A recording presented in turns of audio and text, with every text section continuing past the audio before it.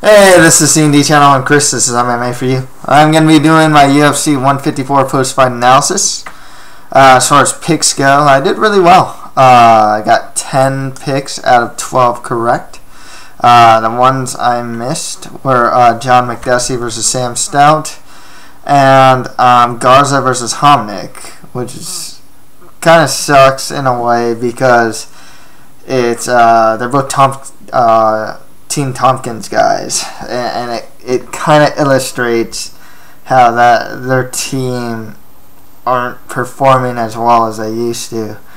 TriStar did really well here. Bocek, I believe, is the only guy from TriStar that did not get a win. Otherwise, like Menjivar, I think Gote trains there, which I'll talk about that. Let's see who else. Carmon trains there. McDessie trains there, and GSP, of course, trains there as well. So TriStar did really well as far as this goes. Fight of the night, there were $70,000 bonuses, and fight of the night goes to George St. Pierre versus Carlos Condit. Submission of the night went to Ivan Menjivar, and knockout of the night went to Johnny Hendricks. Pretty clear cut. I don't think any of those. I think Hendricks is like the only knockout of the night. And as far as submission goes, it's either Menjivar's or Cyril Diabates, you know? So, easy one to pick there with Menjivar. And that was beautiful, by the way. I'll get to that too. And fight of the night, yeah, definitely George St. Pierre versus Carlos Condit. That was legitimately a thrilling fight. It wasn't like a boring fight. It didn't get that just because like two big names, you know, are fighting. It really was, in my opinion at least, the best fight of the night. So yeah, card overall, you know, letter grade, like solid B. I think it's a really solid card. Some stuff was really good, you know. I thought the George St. Pierre Condit fight was really good. Hendricks knockout was really cool. Carmon versus Lawler, not that great. A lot of other fights are just kind of mediocre too. Riddle versus McGuire's a bit mediocre. Carvalho, damn, a bit mediocre. Like a lot of fights, yeah, just were a bit mediocre here. You know, some fights are pretty fun. I like Garza versus Homnick, especially the first round. I liked what I saw from Dos Anjos Bocek. I thought that was good. So yeah, let's run through down the card. George St. Pierre beat interim champ Carlos Condit to unify the UFC welterweight championship, and he won by unanimous decision. I thought GSP looked really good here. You know, I heard some people say that he just looks like he went back to form. I'm of that camp. I know there's another camp that feels like, yeah, he's good, but not as good as when he was in his prime. Some small examples were like when Condit was, you know, throwing punches and going in a straight line. GSP went back in straight line. GSP would time punches or stuff like that. When someone's just charging at GSP, he can time takedowns off of that. He wasn't able to do that here. I don't agree. You know, honestly, the guy he was fighting and what he did to him, besides the round 3, was beating him up on the feet. His top control was awesome. Speaking of the top control is really cool. Says I really know that Condit is really good at scrambling back to his feet. So it really surprised me that he was stuck on the bottom like that. And what's called GSP, this is a really underrated thing, or one thing about him that's really good about him. It's his ability. It's his passes from full guard to half guard. He does it so well. It's the same pass, but he always manages to get it really well and really easily too. Yeah, whenever you see him pass from full guard to half guard, I mean, he does it just so, it's so effortless with him. So I like that. Obviously, there's a scare in the third round that really made the fight compelling because Condit got a head kick in. GSP, was on rubbery legs, fell over. He when it got dropped, when he was on the ground, he showed really good defense though, which is really good. He was coming up well and managed to reverse position and get top control on Condit. I thought this fight was a thrilling fight. I like that. I just kind of like that GSP was using a lot more ground and pound. I think in the Hardy fight, especially, if he employed this strategy instead of just in like the Hardy fight, you see him employ a strategy of mainly just guard passing. But you didn't really see him do a lot of ground and pound. This one he is like doing a little more ground and pound, less guard passing. So, and what I mean by guard passing too is like passing from like guard or full guard or half guard to like side mount or even full mount or take the back or something like that. You didn't see that too much. There's sometimes when GSP was a little was pretty content in staying in half guard, but he was throwing down ground and pound. So it was a good fight.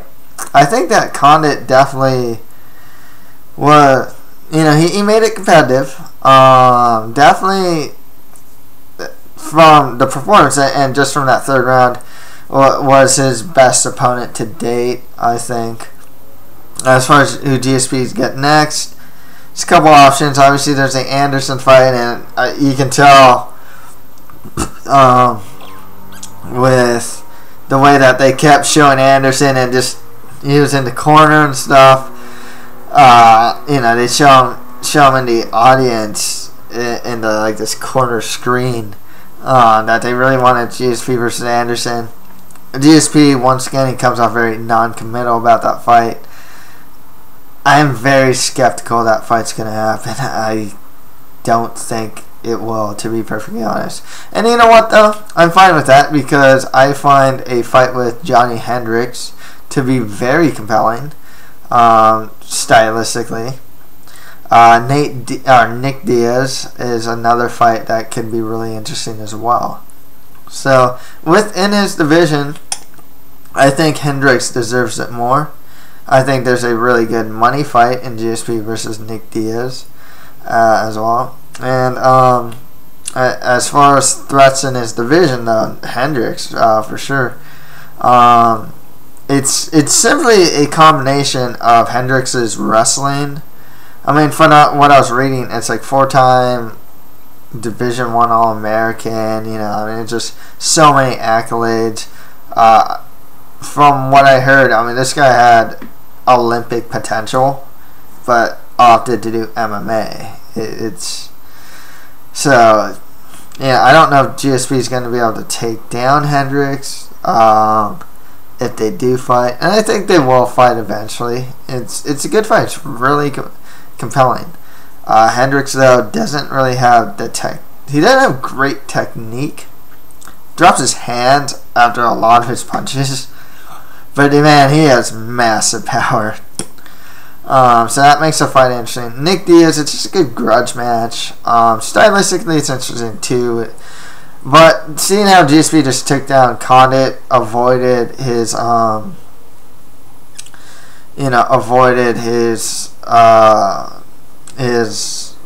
ground game and just his attacks, his offense from his back. I really like that GSP, like when Conrad rolled from armbar, GSP would stay centered, so he wouldn't let Condit like really get the angle to successfully pull off an armbar or even pull off a scramble. He was always in that same line, that same line. I know there's a term for it, but it's really good stuff from GSP. I really liked what I saw from him. Condit though, maybe a rematch with Campman. That'd be interesting. Heck, maybe a rematch with Nick Diaz. It's a lot of good fights for him. the loser or even winner, Fitch versus Maya.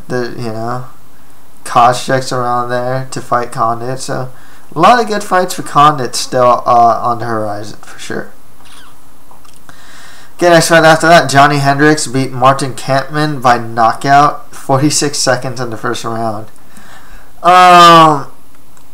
This is the second time he's done this.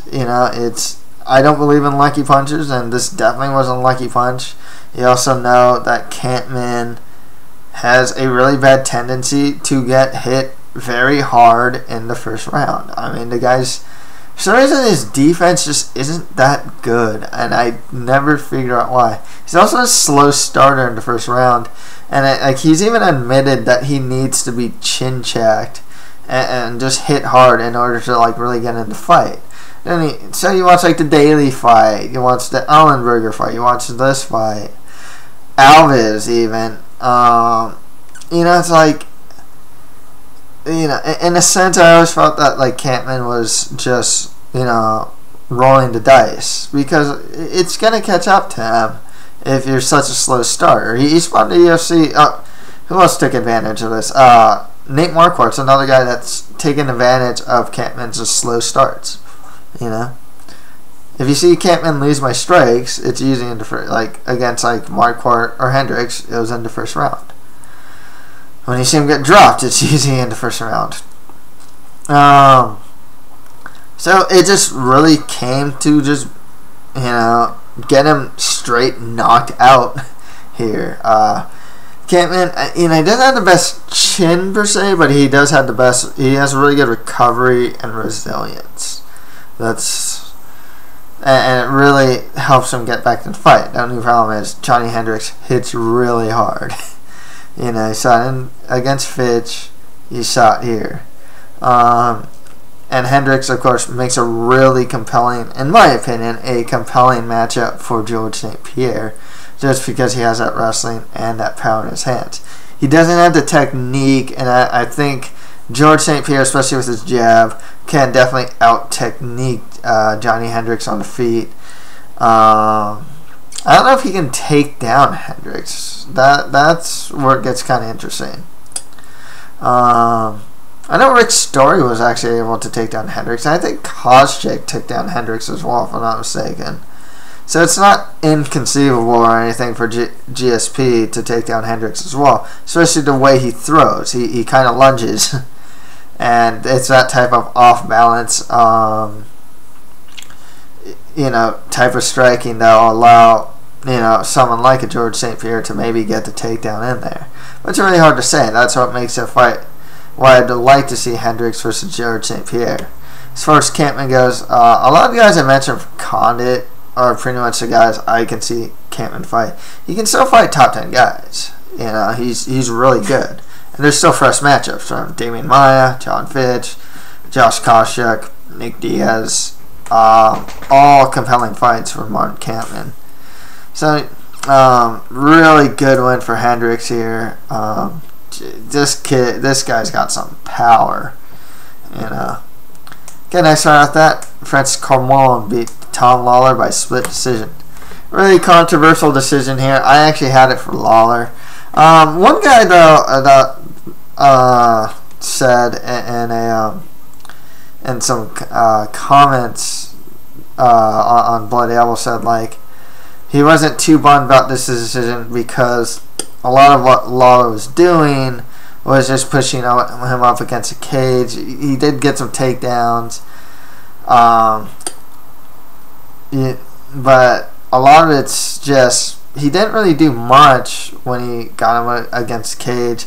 Carmon at least managed knee him and stuff.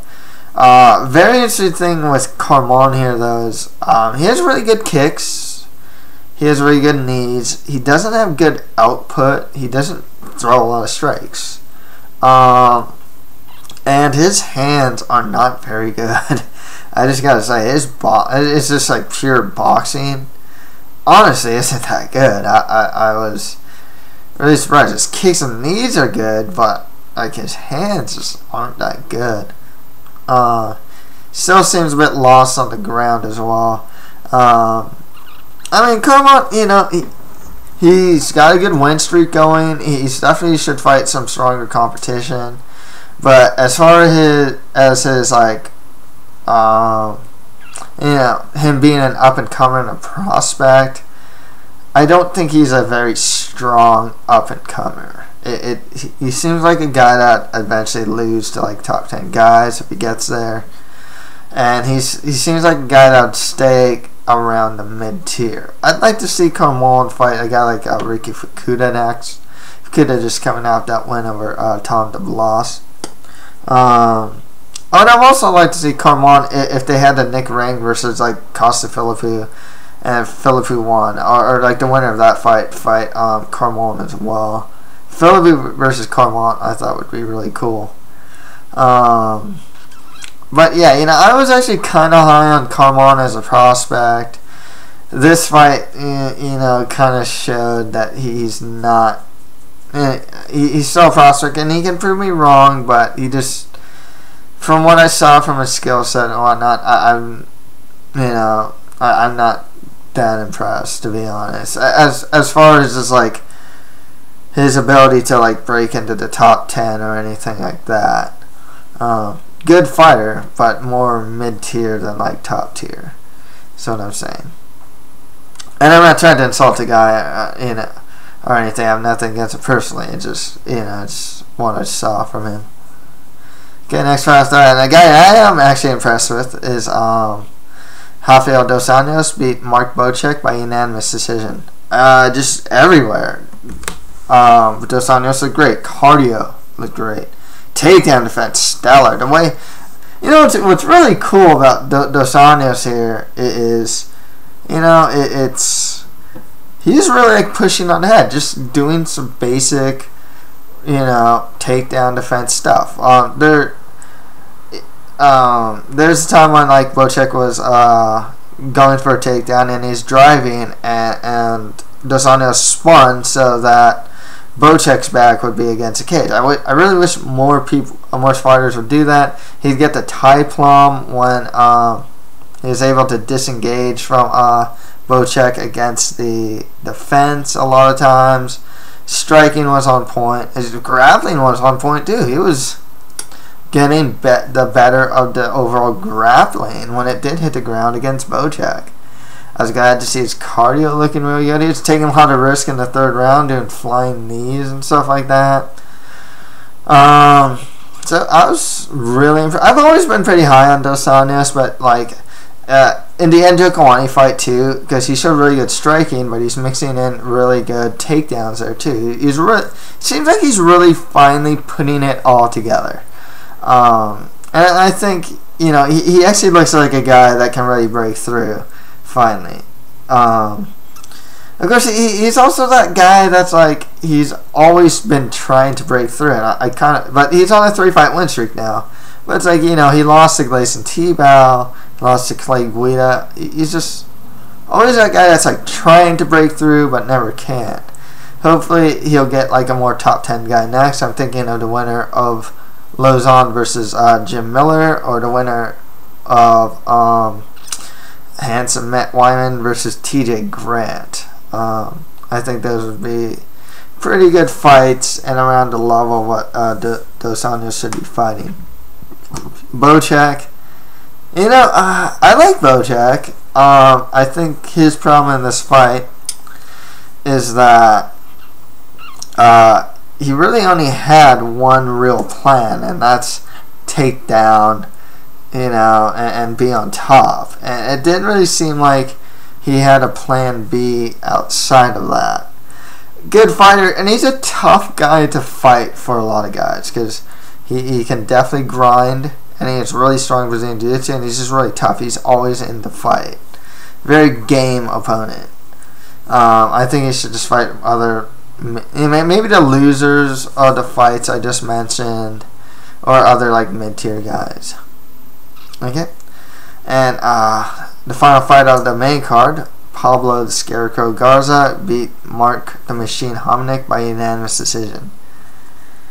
Oh man, this is so sad to watch. The first round was really cool, and the body punch that Hominick landed on Garza was just beautiful, man. I mean, it was just right there to see. I mean, when you see, you can tell it's just such a strong body punch that dropped Garza. But one thing that's really frustrating with Homnick was that there's no sense of urgency to really get back to his feet when he's taken down. Garza would take him down, especially in the second and third. Really pound on him too. And Homnick just seemed a bit too content off his back. I think he's on like a 3 or 4 fight losing streak now. It's going to be Jose Aldo, Korean Zombie, Eddie Yagan, Pablo Garza. And if you actually look at that list, it's like the level of competition keeps going down. I think Garza was coming off a 2-fight losing streak here. Lost to Dustin Poirier and then to Dennis Bermudez. So, I mean, it's really a case of, Homnick he keeps losing to, they keep giving them easier opponents, in a sense, and he keeps losing to them, too. And now he's on a 4-fight losing streak. Makes me wonder if Homnick's going to get cut. With Garza, I mean, I can see him fight a guy like a Nam Fan. I know Fan's fighting Dennis Seaver, Antonio Carvalho, who won on the undercard against Hadigo Dam, or a guy like Cole Miller maybe. So there's good fights for Pablo Garza. I wouldn't give him something like a Darren Elkins, because Elkins, who also fought on this card, has been looking really good lately. Yep. On to the FX portion of the card. Patrick Cote beat Alessio Sakara by disqualification in the first round. The thing that makes this really contentious really is, I think it's really the lack of warnings that Sakara, really didn't get. It's just a thing where, like, he was blatantly hitting him in the back of the head a lot of times, and it really did set up the finish. I know that there's fights like Vitor versus Franklin, or Dan Henderson versus Fedor, where they see punches in the back of the head, and I don't really think this is that similar. Because he threw like 4 or 5, first of all, and it really did lead to the finish of the fight. Obviously elbows, and I think he threw like a left that dropped Cote, really put him down, and that really surprised me too, because Cote was so well known for having like an iron chin, and Sakara was really well known for not having the best chin, and it kind of showed here. He was getting like cutted close range. Seemed a bit wobbly at times. But, if Sakara was not so, hammer fist happy to the back of the head, he would have won. That's what makes it also really contentious as well, because it's like, this isn't much of a victory for Cote, because it just looks like Sakara should have probably won. If he was just hitting his ear or something like that, it would be a lot different. But there's some pretty blatant back to head shots here. I think these two should rematch, though. Okay, next right after that, Cyril the Snake Diabati beat the Grave Digger Chad Griggs by rear naked choke in the first round. The Cinderella story with Griggs is kind of over. I mean, it's easy to be high on the guy, and I don't want to bring him down too much because he is a really tough guy. But I think he really gets by with that toughness. But if you look at the guys he beat in a row that really got his name on the map, it was Bobby Lashley, John Vellante, who's really a natural light heavyweight, and it's actually coming up. He looks like a pretty good prospect. And Valentin Overeem, who's really flaky in his whole career. So it's not like this really strong level of competition that he beat that really put his name on the map or anything like that. But he is a tough guy. He's a brawler. He doesn't have much in terms of a ground game, though. He doesn't have much in terms of defense either. To keep Griggs, I'd like to see Griggs fight Joey Beltran. With Diabate, he's not known for his ground game. But he beat Griggs on the ground. So it was a good win for Diabate. I'm glad I didn't pick him because he's a guy I generally pick against. But he manages to get the wins to stay in the UFC. So good for him. I guess he can fight like the winner of Penner versus I forgot. It's something Mendez. I forgot. I think it's like Gilbert Mendez or something like that, or Eddie Mendez. Fight like something like that. Krzysztof Szynski, Igor Kryak, just those lower tier guys. I'd like to see Diabate though fight maybe a Jimmy Manua or James Tahuna. I think those would be fun just because those would be like stand-up fights. Okay, next fight after that, John the Bull McDessie beat the Hands of Stone Sam Stout by unanimous decision. Good fight. McDessie, man, that jab was finding its home. His countering and his head movement were on point as well. Man, he Stan was. I think one of the problems with Stout, and I remember someone pointed this out, is that he's very predictable. It usually is like a 1-2 kick with him, and it's like, the thing with like McDessie, when Stout would throw like a 1-2, he'd use the proper head movement to evade those shots, and then he'd counter with his own. Stout couldn't get the fight to the ground either. So, it was just a good win for McDessie. Stout he's such a perennial mid-tier guy. I mean, he's been in the UFC for a long time, and he's like the definition of like a mid-tier guy. And, he'll win some against like Joe Lozon, Eve Edwards. Then he loses like Jeremy Stevens, Thiago Tavares. He's like, he's really stuck in like mid-tier purgatory, and I think he should just fight more guys around that level. Dessie's kind of, it's kind of weird with him though because he lost to Anthony Njokuani and Dennis Hallman before this. Exciting fighter. I really think he should cut to 145 though, man. That's the thing. He looks really small for the weight class. I mean, he's doing relatively well, but I think 145 is more of an optimal weight class for him, to be perfectly honest with you. Okay, next fight after that, Antonio Carvalho beat Rodrigo Dam by a split decision. Story of the fight, obviously, were the kicks, specifically the leg kicks from Antonio Carvalho. I really like his kicks. I'm not big on Carvalho's punching game. His kicks are definitely a lot better than his punches, and he doesn't have much. There's no wind up with his kicks. They're really fast, they're really hard, and they're really accurate too.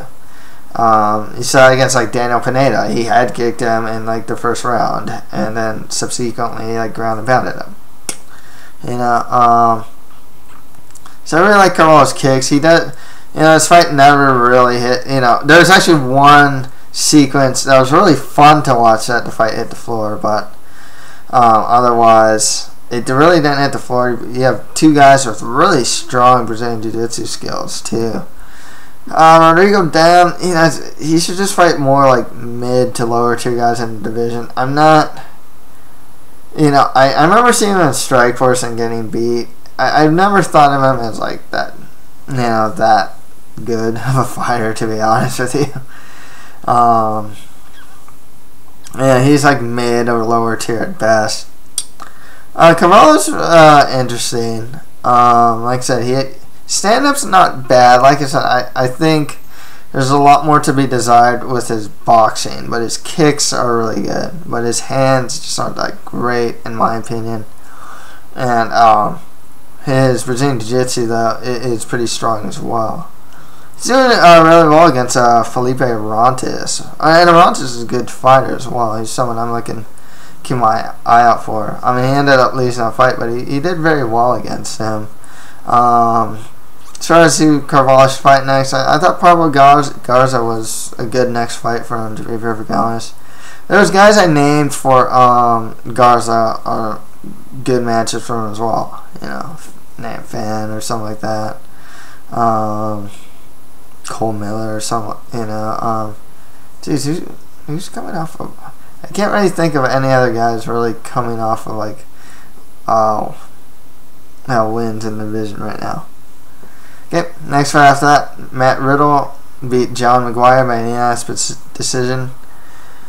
Kind of a mediocre fight, in my opinion. You know, Riddle is huge for a weight class. If he can really fix his striking, he can definitely be a lot more than what he is. You know, because there are times when sometimes his striking actually looks pretty decent, and there are other times when he's really square and he's throwing like straight punches and they look really bad. With John McGuire, striking's not that great. He couldn't really get the fight to the ground. He needs to cut to 155.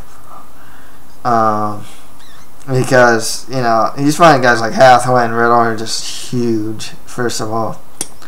And his strength is the ground, and he can't get the fight there a lot of times. With Riddle, though, you know, he's kind of interesting because he's starting his career in the UFC. His progress, though, is not, you know, it's very incremental, you know. I mean, his last fight against Chris Clement, you know, he got that really nice arm triangle. His striking just has so much to be desired, though. His wrestling game is really good, and his overall grappling game isn't too bad. And, of course, he's just huge. He's really young. He's in good, you know, it's really good cardio. But, you know, he really needs to shore up that striking. For him, just more lower to mid-tier guys in the division, really. Yep, next right after that, Ivan Menjivar beat Azamat Gashimov by armbar in the first round. Azamat's huge. Like, he looks huge for a 135er. I was like, oh, this guy is pretty built. I mean, he took down Menjivar, you know, relatively easily, but Menjivar is just crafty. Man, his submission from the bottom was great. Hooking the leg, but still holding on to the arm. I mean, body down, you know, body down type armbar. Just really good stuff. I mean, you know, Gasparov just had nowhere to go there. You know, and it's kind of nice because Menjivar's coming off that loss over Easton. As far as he should fight next, 135 is just, it's in a really weird position right now because a lot of 135ers, top ones, and even like middle ones too, have cut to like flyweight. So it doesn't have a lot of depth right now. But I know Takeya Mizugaki came off and went over Jeff Hogan, and Mizugaki versus Menjivar, I think it would be a really fun fight. Geez, I don't know who else he could fight though. Like Chico Camus, maybe. Geez, I can't. I know Pickett's gonna fight Wineland. I suppose he can fight the winner of that. I know he's already fought Pickett though. Maybe someone like a Jorgensen, maybe. So, yeah, but really great win. Definitely submission of the night. Good stuff from him. With Azamat, you know, there's still out with him though. He's still really young. Looks like he has a really good takedown game. Huge, you know, really big for the weight class. You know, I'll keep an eye out for him. He might actually turn out to be pretty good. He fought a really crafty guy. I mean, that's the thing. Who has those jiu-jitsu skills? Who's been in these positions before? You know, it's just experience versus youth, really. even though Mandivar's not that old. But he's been in the fight game forever. And finally, Darren Elkins beat Steven Siler by unanimous decision. Dominating win for Elkins, man. He was actually beating Siler up in the stand-up, too. But, man, he'd take it to the ground, grind, do ground and pound, threaten with chokes even. It's good stuff from Elkins, man. I'm impressed. This guy's, he's really big for the weight class. He's a grinder. He has good grappling skills, and now he's on a 4-fight win streak. Siler was on it. You know, both these guys are on 3-fight win streaks. But now, you know, with Elkins winning, you know, now he's on a 4-fight win streak, and he really needs to step up in competition. You know, he beat Jacob Brandao before this. You know, good win there. Give him something like a Cub Swanson. He's coming off a really good win over a guy that beat Elkins and Charles Oliveira. You know, so you can fight like Cub Swanson. If you want to give him something pretty high up there, the winner of Hakan Diaz versus Chad Mendes. Or maybe the winner of Dustin Poirier versus Jonathan Perkins. If you want to even go farther, you give him the winner of like Ricardo Lamas versus Eric Koch. So yeah, there's a lot of good fights for him to step up, you know, to really step up in. You know, he looks really good. He looks like a guy that a lot of 145-year-olds will probably want to avoid, especially with his style. He's a really good chin too. You know, he can take a lot of hits and just keep going. And he's a really strong grinder, big for the weight class as well. Okay, that's pretty much it for my UFC 154 post-fight analysis. If you have any comments, just leave them below. And that's it for MMA for you. Thank you guys very much.